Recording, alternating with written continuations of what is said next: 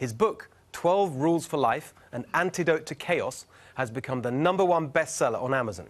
For the next hour, Dr. Peterson will share his insights and answer questions from the audience. So let's get right to it. Dr. Peterson, thank you so much for joining us all here. We're really excited to see you. This may be quite an annoying question since you've written a book that talks about 12 rules for life.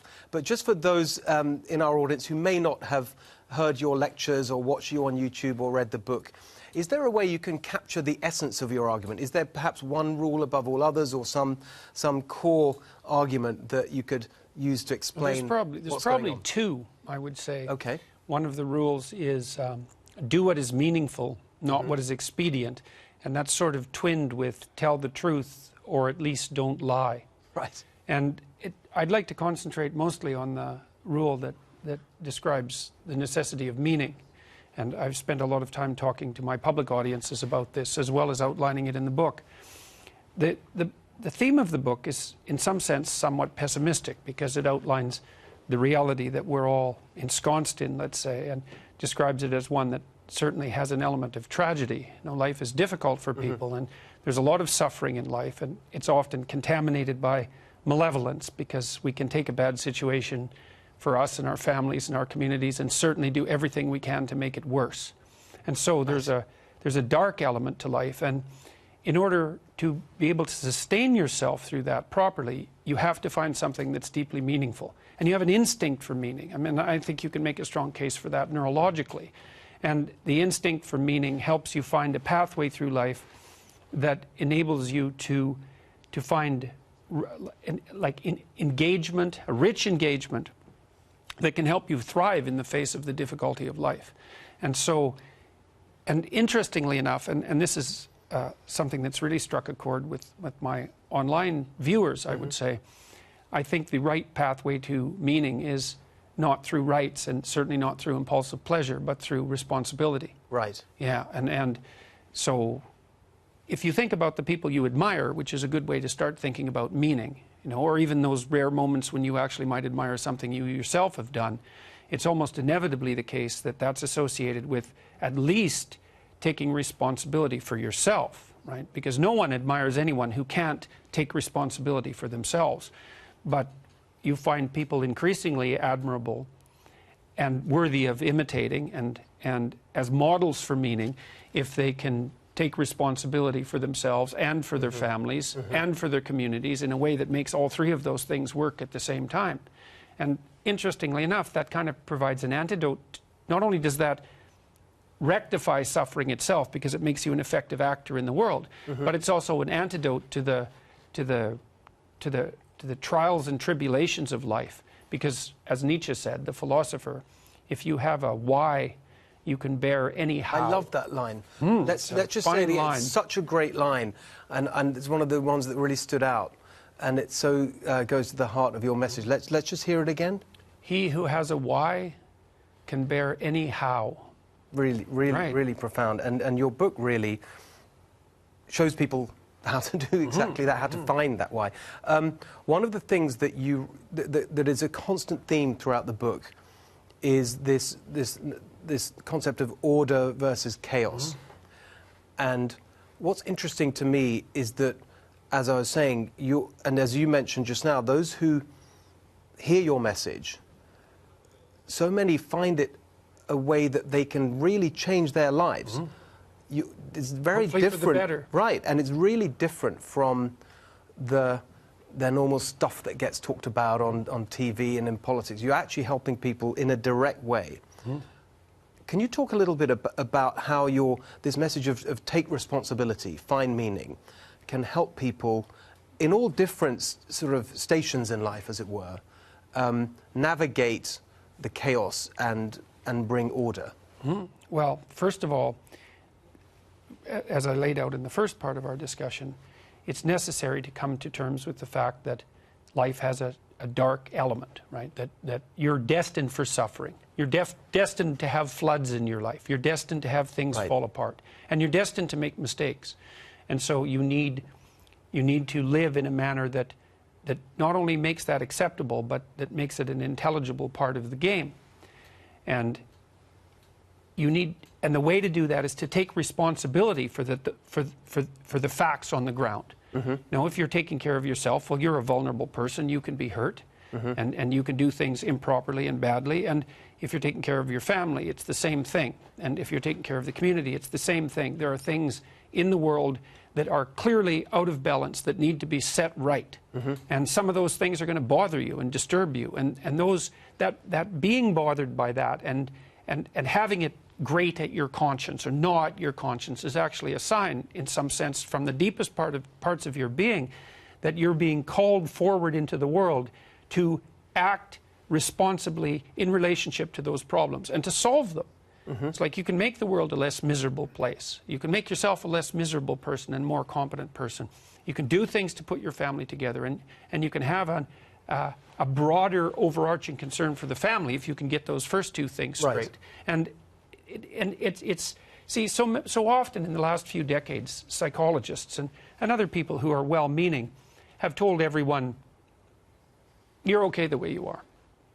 You should feel good about yourself. It's like, I think that's a terrible message for young people, especially young people. It's not a great message for anybody, but it's especially bad for young people because many young people are suffering from, say, a crisis of meaning and purpose. And if you tell them, well, you're okay the way you are, it's like there's no direction for them. What you tell young people is, look, you know, you're young and you're making mistakes and you don't know what you're doing exactly, but there's something to you, man. If you could tap into the potential that lies within you, let's say, if you could take on a noble attitude towards the world and work to rectify suffering and to constrain malevolence, God only knows what you could become.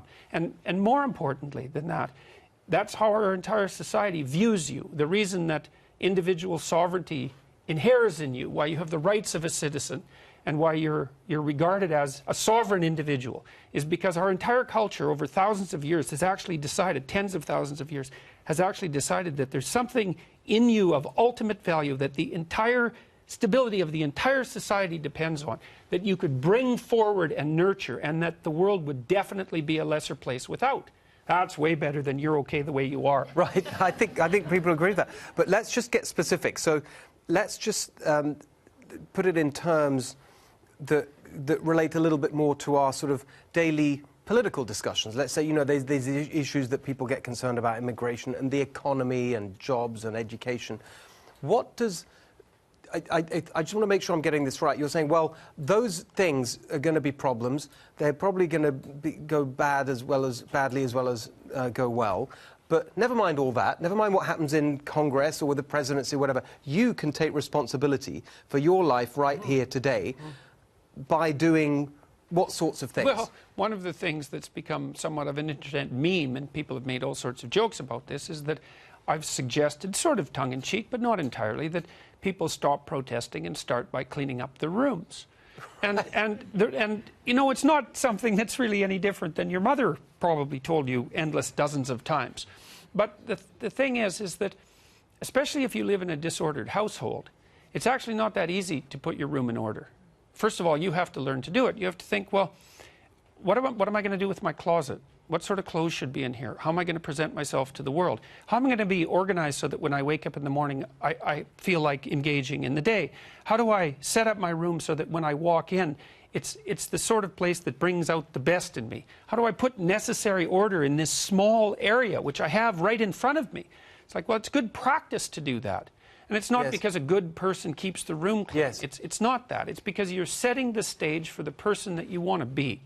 And this has caught fire to some degree, this idea, because I'm taking this simple concept, which is, well, you should clean up your room, and saying, well, no, you don't exactly understand, is that you have a little bit of reality right here in front of you, and it's been granted to you. And you actually have some control over it. See, this is what I think is really, I love that, because a lot of your critics, we'll get to some of them later, they describe your message as somewhat dark and... It isn't somewhat dark, it's very dark. Right, okay, you acknowledge that. But actually, what you've just described there is hope. It's hopeful. It's like, okay, the world may be chaotic, but I can do something about my little bit of it. And it'll make a difference. Well, and there's something and that's else. a positive and hopeful thing. But I'm sorry to cut you. We've got a lot of time, and I just wanted to make sure we had time for a question from our audience, from Chris, I think, who's just here, because I thought it was very relevant to what you were just saying about a lot of what you've been talking about is the individual, take responsibility, and so on. You had an interesting question, Chris, about the individual versus society and the social order. What was your question? Hello, Dr. Peterson. Hi, you recommend that we evolve to become individuals, but aren't we social animals, and don't we derive value from our status in a social context? And hasn't liberalism been the force that has been hyper-focusing on the individual? Well, we're certainly social creatures. The question is, what level of analysis should be primary? And when I was discussing some of my ideas just moments ago, I made a case for accepting responsibility in an increasingly broad social context. It's like your first job is to get your act together. And that's because you have at least some control over yourself, and you can decide what sort of things you're doing wrong and what sort of things you can do better, and you can work on that. And then you have to do that in a way that's, well, partly of benefit also to your future self. And so the social world starts to creep in there, right? Because the person you're going to be in 5 years is in some sense another person that you have to take into account. So you have to put your life together. But you have to put your life together in a way that works now and next week and next month and next year. And then you have to put it together in a way that's also of benefit to the people who you're intimately associated with. That might be your partner, but it's certainly also your family.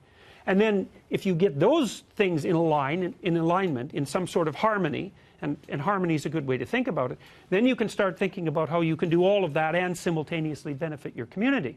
And so if you take full individual responsibility, and which I think is different than concentrating, let's say, on your individual rights, as you take more and more comprehensive individual responsibility, you naturally bring in the entire social world around you, and appropriately.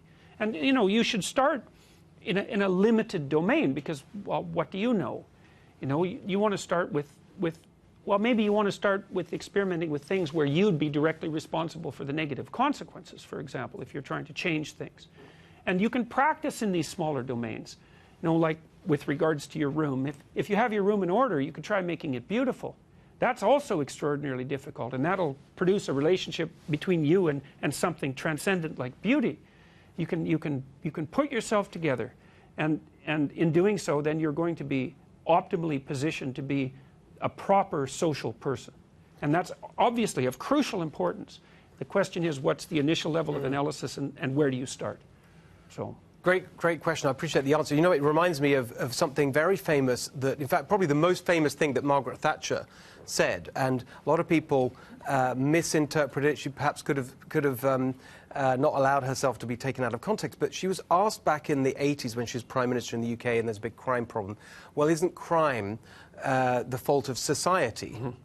And she just responded instinctively with this very famous phrase, there's no such thing as society. There are just individual men and women and their families, and they are the ones who should take responsibility. She meant that society was formed, that the building blocks are individuals. Well, she also I shouldn't have got... I would love to go on all day about that, but I'm afraid we're going to take a break right now.